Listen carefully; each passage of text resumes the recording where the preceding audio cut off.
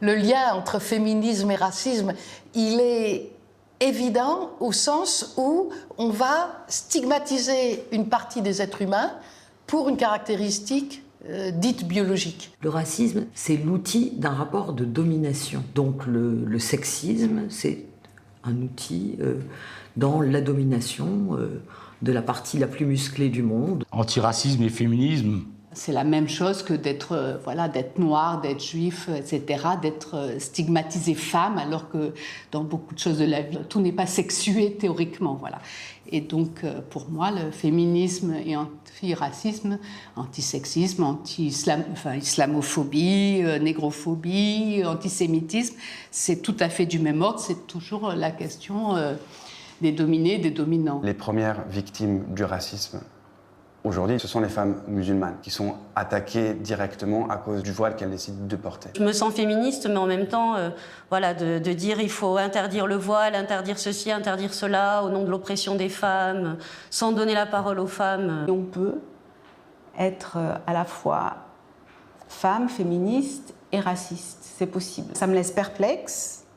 Parce que quand on est une femme, on a forcément été exposé à des formes de minorisation, de relégation, de discrimination, de forçage, de violence, qui font qu'on devrait être sensible à toutes les formes de violence, de minorisation, de discrimination, etc., qui entrent sous le chapeau racisme. Il y a toujours un lien entre les discriminations, parce que les discriminations ne s'annulent pas, mais s'ajoutent.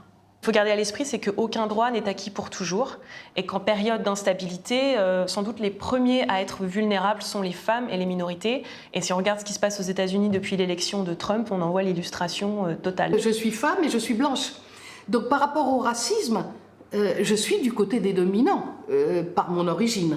Alors que par rapport au genre, je suis du côté des dominés. Le militantisme des années 70 dans lequel moi j'ai participé était un militantisme de femmes occidentales, blanches, judéo-chrétiennes ou christiano-judaïques, si on veut. C'était extrêmement bordé et qu'on n'avait pas considéré ni les femmes afro-américaines ni les femmes musulmanes, et que ce pour le quoi on militait était vraiment pour nous, les femmes blanches occidentales.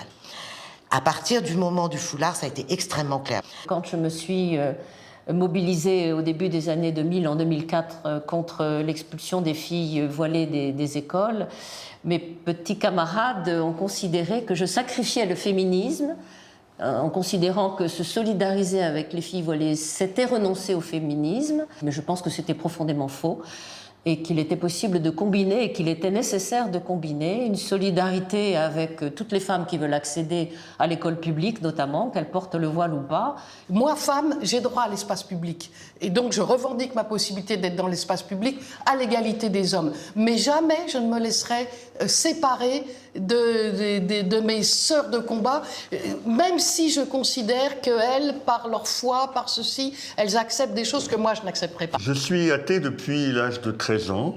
J'étais plutôt favorable à la loi sur le foulard à l'école, mais là aussi j'ai évolué. Je considère aujourd'hui que c'est surtout un instrument islamophobe, avec une volonté d'extension sur tous les espaces publics, une lutte islamophobe clairement organisée par l'État et qui servait en plus à détourner de tous les problèmes de l'heure. Les femmes voilées et le burkini, prenons les deux derniers exemples les plus criants, les femmes ont été ostracisées, les médias s'en sont donnés à gorge déployée.